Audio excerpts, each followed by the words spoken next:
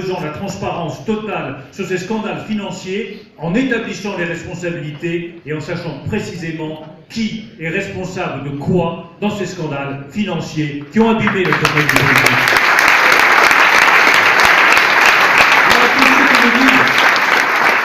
Tous ceux qui me disent attention, on met la poussière sous le tapis, il ne faut pas parler de ces choses-là. C'est pas bien, c'est sale. Il vaut mieux ne pas en parler trop. Je dis, mais comment est-ce que vous voulez reconstruire un parti digne sur un mensonge?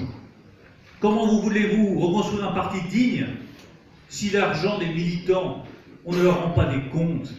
Comment voulez-vous reconstruire un parti digne si on ne sait pas où est passé l'argent des cotisations des militants qui ont répondu présent, qui se sont saisis aux quatre veines pour éviter la faillite de notre famille politique? Et si vous n'êtes pas encore assez convaincu, n'oubliez pas qu'un parti est là pour gouverner un pays.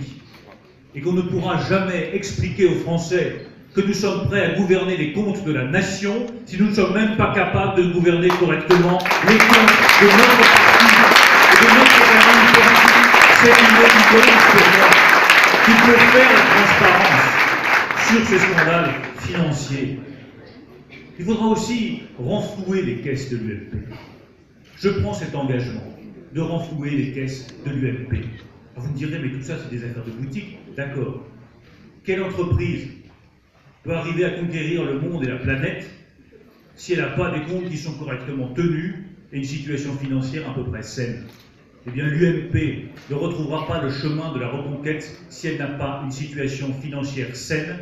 Le prochain président de l'UMP devra s'engager à rétablir les finances du parti. Alors on fait comment?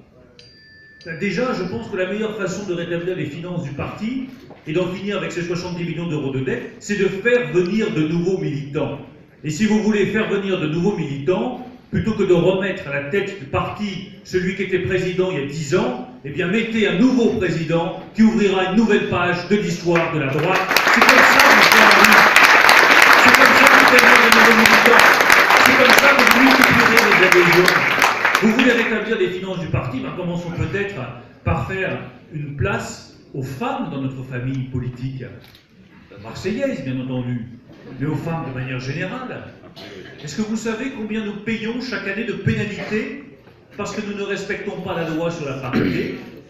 4 millions d'euros chaque année de pénalités parce qu'on ne sait pas respecter la loi sur la parité et faire aux femmes toute la place qu'elle mérite au sein de notre famille politique. Si je suis élu président de l'UMP, mesdames, vous pourrez avoir votre place dans notre famille politique, au sommet de notre famille politique.